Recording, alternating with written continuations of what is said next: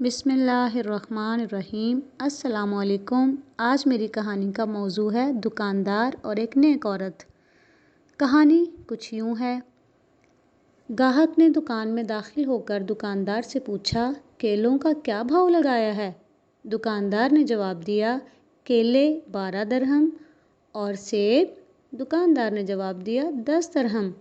اتنے میں ایک عورت بھی دکان میں داخل ہوئی اور کہا، مجھے 1 کلو سیب چاہیے، کیا بھاؤ ہے؟ دکاندار نے کہا، کیلے 3 درہم اور سیب؟ دکاندار نے جواب دیا 2 درہم۔ عورت نے الحمدللہ پڑھا۔ دکان میں پہلے سے موجود گاہک نے کھا جانے والی غضبناک نظروں سے دکاندار کو دیکھا۔ اس سے پہلے کہ کچھ اول فول کہتا، دکاندار نے گاہک کو آنکھ مارتے ہوئے تھوڑا انتظار کرنے کو کہا۔ عورت خریداری کر کے خوشی خوشی دکان سے نکلتے ہوئے بڑبڑائی، اللہ تیرا شکر ہے، میرے بچے کیلے اور سیب کھا کر بہت خوش ہوں گے۔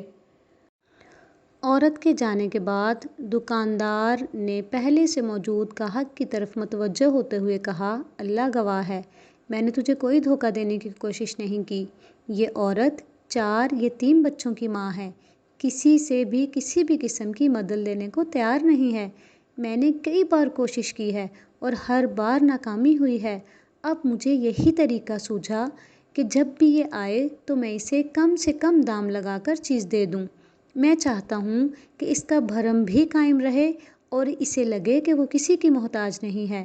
میں یہ تجارت اللہ کے ساتھ کرتا ہوں اور اسی کی رضا اور خوشنودی کا طالب ہوں۔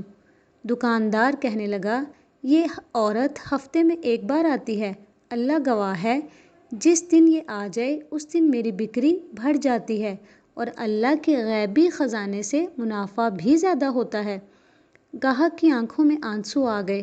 اس نے بڑھ کر دکاندار کے سر کا بوسہ دیتے ہوئے کہا، بخدا، لوگوں کی ضرورتوں کو پورا کرنے میں جو لذت ملتی ہے اسے وہی جان سکتا ہے جس نے اسے آزمایا ہو۔ اللہ تعالیٰ مجھے اور آپ کو، ہم سب کو ایک دوسرے کی ضرورتوں کو پورا کرنے اور ایک دوسرے کے کام آنے کی توفیق عطا فرمائے۔ آپ کو اگر یہ کہانی اچھی لگی ہے تو میرے چینل کو لائک کریں، شیئر کریں، سبسکرائب کریں۔ اللہ حافظ۔